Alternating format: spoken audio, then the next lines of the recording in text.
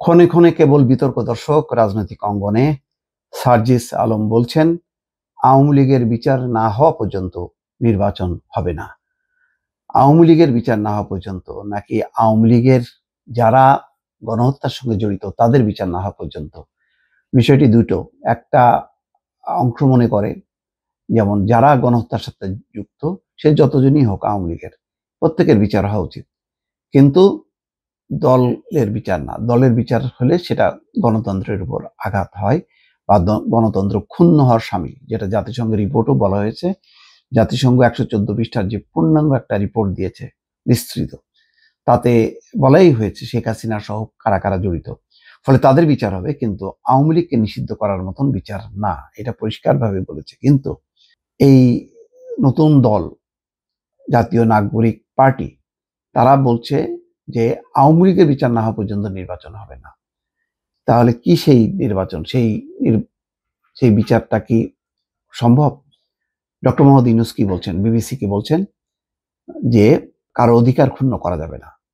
Direct বলেনি, indirect বুঝিয়েছেন যে না, দলের বিচার হবে না বা দলকে নিষিদ্ধ করার মতন কোনো পরিস্থিতি তৈরি করা যাবে না, যেটা আওয়ামী লীগ করেছিল জামাতের ব্যাপারে। আওয়ামী লীগের বিচার না হওয়া পর্যন্ত নির্বাচন হবে না বলে মন্তব্য করেছেন জাতীয় নাগরিক পার্টির উত্তরাঞ্চলের মুখ্য সংগঠক সার্জিস আলম। মঙ্গলবার সকাল 10টার দিকে রাজধানীর রায়ের বাজার বধ্যভূমিতে 24-এর ছাত্র জনতার অভ্যুত্থানে শহীদদের কবর জিয়ারত ও দোয়া মোনাজাত শেষে সাংবাদিকদের এই কথা বলেন তিনি। সার্জিস বলেন, যে হাসিনার নির্দেশে এতগুলো হত্যা করা হয়েছে, সেই খুনের বিচার না দেখা পর্যন্ত কিভাবে এদেশের মানুষ ভিন্ন কিছু চিন্তা করে?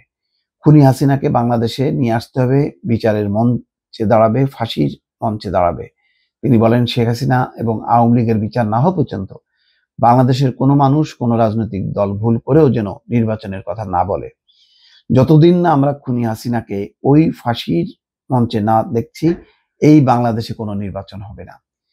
এটা কি শুধু কথার কথা নাকি এটা রাজনৈতিক অবস্থান? রাজনৈতিক অবস্থান যদি হয় তাহলে একটা রাজনৈতিক বিরোধিতা থাকবে, কেননা এই হত্যার বিচার এক একটা দল এক একভাবে দেখছে। এক পক্ষ মনে করছেন যে বিচার চলবে, বিচার চলতে থাকবে, বিচারিক কার্যক্রম যেমন সংস্কারের কার্যক্রমও চলবে, আবার নির্বাচনটা সেটাও বিলম্ব করা যাবে না। নির্বাচনটা হইতে হবে একটা সাংবিধানিক সরকার বা রেগুলার গভর্নমেন্ট একটা দরকার। সার্জিস আলম বলছেন, আমরা রাজপথে ছিলাম, আমরা যে ভাইয়ের রাজপথে জীবন দিয়েছে, আমাদের যে মায়েদের চোখ দিয়ে এখনো কান্না ঝরছে, পানি পড়ছে, আমরা যেন মরার আগে পর্যন্ত খুনি হাসিনার বিচারটা দেখে মরতে পারি।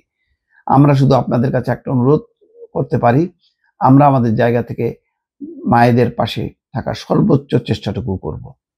আজ বিকাল 3টার দিকে কেন্দ্রীয় কার্যালয়ে নির্বাহী কমিটির পরিচিতি সভা অনুষ্ঠিত হবে, সেখানে নেতৃবৃন্দ উপস্থিত থাকবেন। যাই হোক, 28 তারিখে নতুন দলের যাত্রা, তাদের নতুন দাবি যে সেকেন্ড রিপাবলিক ঘোষণা করতে হবে, গণপরিষদের নির্বাচন দিতে হবে, নতুন সংবিধান দিতে হবে। পুরো বিষয়গুলো বিদ্যমান যে রাজনৈতিক দলগুলো আছে তার সাথে বেশ সাংঘর্ষিক। এই বিষয়ে জাতীয় ঐক্যমত্য আবার কমিশন দেখলাম বৈঠক শুরু করবে সংলাপ নিয়ে। প্রতিটা রাজনৈতিক দলের সাথে আলাদা আলাদাভাবে তারা বৈঠক করবে। আজকেই এই রিপোর্টটা আছে প্রথম আলোতে। তো বিভিন্ন রাজনৈতিক দলের নানান এজেন্ডা গুলো পরে যখন নাকি একত্রিত হবে জাতীয় ঐক্যমত্য কমিশন, তারা কিভাবে এই সিদ্ধান্তগুলোকে একত্রিত করবেন আমার কাছে মনে হচ্ছে বেশ ডিফিকাল্ট, এবং একটা লম্বা একটা আলোচনার মধ্যেই চলে গেল সম্ভবত বিষয়টা। ভালো থাকবেন। আল্লাহ হাফেজ।